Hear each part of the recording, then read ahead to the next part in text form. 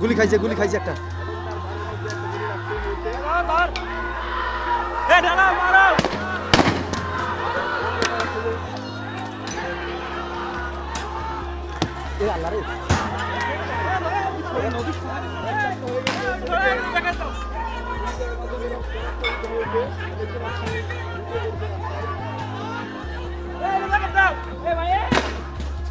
গুলি লাগছে।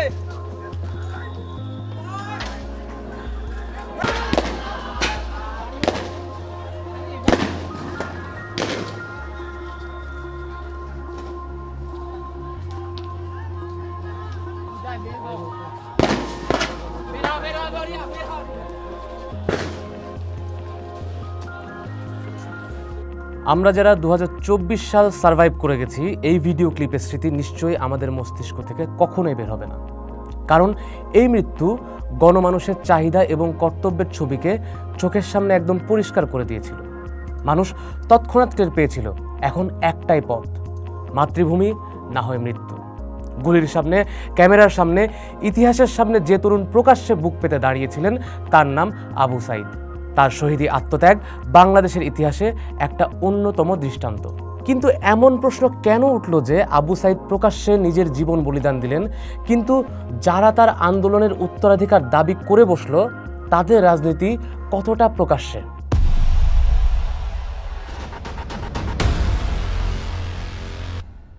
আবু সাঈদ নিশ্চয়ই কোনো দলের একক সম্পত্তি নন। তিনি ছিলেন একজন শিক্ষার্থী, একজন প্রতিবাদী মানুষ, জুলাই অভ্যুত্থানের নৈতিকতার প্রতীক। 16 জুলাই 2024 সালে রংপুরের তার নিহত হওয়ার ঘটনা আন্দোলনের মোড় ঘুরিয়ে দেয়। তার দুই হাত প্রসারিত করে দাঁড়িয়ে থাকা ছবিটি হয়ে ওঠে রাষ্ট্রীয় বল প্রয়োগের বিরুদ্ধে প্রতিরোধের চিহ্ন। তাই তাকে অমুক দলের তমুক সংগঠনের বা গুপ্ত শিবিরের মতো ট্যাগে আটকে দিলে তার প্রতীকী শক্তি ছোট হয়ে যায়। প্রশ্নটা আবু সাঈদ কোন দলের ছিলেন সেটা নয়, প্রশ্নটা হলো আবু সাঈদের নামে যারা রাজনীতি করে তাদের পদ্ধতি কি আবু সাঈদের প্রকাশ্য সাহসের সঙ্গে মেলে? জুলাই অভ্যুত্থানের পর অনেক পক্ষই বলেছে তারা আন্দোলনে ভূমিকা রেখেছে। জামাত শিবিরও সেই দাবি করেছে। 9 মার্চ 2025 চ্যানেল আই অনলাইন প্রতিবেদনে জামাত ইসলামীর আমির ডক্টর শফিকুর রহমান বলেন, জামাত ও শিবির জুলাই বিপ্লবে ঐতিহাসিক ভূমিকা পালন করেছে। আবার 31শে ডিসেম্বর 2024 সালে প্রথম আলোর প্রতিবেদনে সার্জিস আলম ছাত্র শিবিরের সদস্য সম্মেলনে বলেন, জুলাই আগস্টে শিবির রাজপথে থাকা, পরামর্শ দেওয়া এবং গুরুত্বপূর্ণ পদক্ষেপে সহযোদ্ধার মতো ভূমিকা রেখেছিলেন। দাবি করাটা সমস্যা নয়, ইতিহাসে কে কোথায় ছিল সেটা অনুসন্ধানযোগ্য। কিন্তু কেউ যদি বলে শুধু আমরা ছিলাম, আমরা সহযোদ্ধা, আমরা ইতিহাসের অংশ, তাহলে সমাজ জানতে চাইতেই পারে আপনারা কোন পরিচয় ছিলেন, নিজের নামে নাকি অন্য ব্যানারে, প্রকাশ্যে নাকি আড়ালে। দাবি যদি প্রকাশ্যে হয়, দাবিদারের পরিচয়ও কি প্রকাশ্যে হওয়া উচিত নয়? এখন আসি গুপ্ত রাজনীতি কথাটাই। এটা শুধু লুকিয়ে থাকা না, এখানে 3টি স্তর আলাদা করতে হবে। প্রথম স্তর নিরাপত্তাজনিত গোপনীয়তা। দমন পীড়নের সময় কেউ নিজের জীবন, পড়াশোনা বা পরিবার বাঁচাতে পরিচয় গোপন করতেই পারে, এটাই রাজনৈতিক বাস্তবতা। গুপ্ত রাজনীতির দ্বিতীয় স্তর হলো গোয়েন্দা ধাঁচের কৌশল, অর্থাৎ তথ্য সংগ্রহ করা, নেটওয়ার্ক বানানো, অন্য ব্যানারে ঢুকে পড়া এবং সিদ্ধান্তকে প্রভাবিত করা। রাষ্ট্রীয় গোয়েন্দা সংস্থার কাজও আইন, রাষ্ট্রীয় অনুমোদন এবং জবাবদিহিতার প্রশ্ন থাকে, কিন্তু কোনো রাজনৈতিক দল আইনগত গোয়েন্দা সংস্থা নয়। তাই রাজনৈতিক সংগঠন যদি গোয়েন্দা পদ্ধতিতে সাধারণ প্ল্যাটফর্মের ভেতর প্রভাব বিস্তার করার চেষ্টা করে, সেটা গণতান্ত্রিক স্বচ্ছতার সঙ্গে সংঘাত তৈরি। তৃতীয় স্তর হলো রাজনৈতিক কপটতা। বাইরে বলা হলো আমরা সাধারণ শিক্ষার্থী, ভেতরে থাকলো দলীয় নির্দেশনা। বাইরে বলা হলো স্বাধীন প্ল্যাটফর্ম, ভেতরে থাকলো অঘোষিত আনুগত্য। আর এটাই হচ্ছে সবচেয়ে বিপজ্জনক, কারণ এখানে মানুষ জানেই না তারা কার রাজনীতিতে অংশ নিচ্ছে।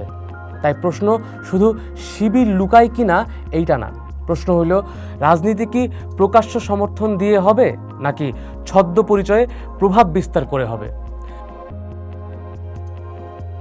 এই বিষয়ে জর্জ সিমেল তার the sociology of secrecy and of secret societies বইতে বলেছেন, গোপনীয়তার সমাজে 2টা স্তর তৈরি করে, 1 যারা জানে আর 2 যারা জানে না। রাজনীতিতে এর মানে হলো একদল জানে তারা কোন সংগঠনের হয়ে কাজ করছে, অন্যরা হয়তো তা জানে না। রবার্ট মিখেলস তার আয়রন ল অফ অলিগার্কিতে বলছেন, সংগঠন বড় হলে ক্ষমতা কয়েকজনের হাতে কেন্দ্রীভূত হয়।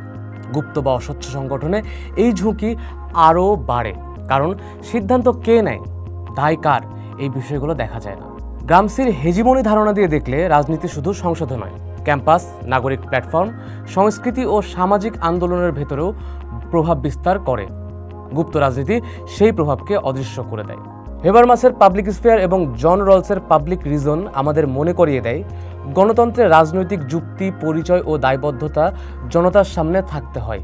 অর্থাৎ সিমিলের ভাষায়, গুপ্ত রাজনীতি সমাজে যারা জানে না ও যারা জানে, এই দুইটি স্তর তৈরি করে এবং একটা ট্রাস্ট ইস্যু তৈরি করে। মিখেলসের তত্ত্ব অনুযায়ী অস্বচ্ছ সংগঠনে ক্ষমতা দ্রুত কয়েকজনের হাতে কেন্দ্রীভূত হয়ে যায়, কিন্তু দায়বদ্ধতা দেখা যায় না। গ্রামসির হেজিমনি ধারণা আমাদের দেখায়, এমন রাজনীতি ক্যাম্পাস ও নাগরিক প্ল্যাটফর্মে অদৃশ্য প্রভাব বিস্তার করে। আর হ্যাবারমাস ও রলসের দৃষ্টিতে গণতন্ত্রে রাজনৈতিক পরিচয়, যুক্তি ও জবাবদিহি প্রকাশ্য হওয়া জরুরি। তাই গুপ্ত রাজনীতি শেষ পর্যন্ত জনগণের আস্থা, স্বতন্ত্রতা ও গণতান্ত্রিক স্বচ্ছতা দুর্বল করে ফেলে। এদিকে 16 জুলাই 2025 ইত্তেফাকের প্রতিবেদনে ছাত্রদলের সাধারণ সম্পাদক নাসির উদ্দিন অভিযোগ করেন, 5 আগস্টের পর শিবির সাধারণ শিক্ষার্থী পরিচয়ে ক্যাম্পাসে প্রভাব বিস্তার করার চেষ্টা করছে এবং তারা পূর্ণাঙ্গ কমিটি প্রকাশ করছে না। একই প্রতিবেদনে শিবিরের কেন্দ্রীয় সভাপতি জাহিদুল ইসলাম এই অভিযোগকে প্রত্যাখ্যান করেন। তার দাবি, ছাত্রদল শিবিরের বিরুদ্ধে বয়ান দাঁড় করানোর চেষ্টা করছে, যেখানে কমিটি আছে তারা তা প্রকাশ করবে। এখানে আমাদের সতর্ক হতে হবে। অভিযোগ আছে, অস্বীকারও আছে, তাই একে প্রমাণিত সত্য হিসাবে ধরা যাবে না। কিন্তু বিতর্কটা এত বড় হয়েছে যে এটা এখন আর শুধু ছাত্রদল বনাম শিবিরের ঝগড়া নয়, এটা রাজনৈতিক আস্থার প্রশ্ন। বাংলা ট্রিবিউন 23 এপ্রিল 2026 লিখেছে, গুপ্ত শব্দ ঘিরে ক্যাম্পাসের উত্তাপ রাজপথ ও সংসদ পর্যন্ত ছড়িয়ে গেছে। অর্থাৎ একটি শব্দই হয়ে উঠেছে ট্রাস্ট ক্রাইসিসের প্রতীক। এখানে আরেকটা গভীর লেয়ার আছে। জামাত বাংলাদেশের রাজনীতিতে সাধারণ 8-10টা দলের মতো কিন্তু না, কারণ দলটির সঙ্গে 1971 সালের স্বাধীনতা বিরোধী অবস্থান ও যুদ্ধ অপরাধের ইতিহাস জড়িত আছে। বাংলাদেশের আন্তর্জাতিক অপরাধ ট্রাইব্যুনালে জামাতের কয়েকজন শীর্ষ নেতা 1971 সালের মানবতা বিরোধী অপরাধে দণ্ডিত হয়েছেন। মোহাম্মদ কামরুজ্জামানকে গণহত্যা ও নির্যাতনের অভিযোগে দণ্ড দেওয়া হয়। মতিউর রহমান নিজামীকে গণহত্যা, নির্যাতন ও ধর্ষণ সহ মানবতা বিরোধী অপরাধে মৃত্যুদণ্ড দেওয়া হয়। মীর কাশেম আলীর বিরুদ্ধেও 1971 সালের হত্যা ও নির্যাতনের অভিযোগে মৃত্যুদণ্ড বহাল থাকে। জামাত ও তাদের সমর্থকেরা এসব বিচারকে রাজনৈতিক উদ্দেশ্য প্রণোদিত বলে। আন্তর্জাতিক মানবাধিকার সংগঠনগুলোও মৃত্যুদণ্ড ও বিচার প্রক্রিয়া নিয়ে আপত্তি তুলেছিল। কিন্তু বিচার প্রক্রিয়ায় সমালোচনা থাকলেও 1971 নিয়ে জামাতের ঐতিহাসিক বিতর্ককে অস্বীকার করা যায় না। সুতরাং পরিস্থিতি আরও সংবেদনশীল।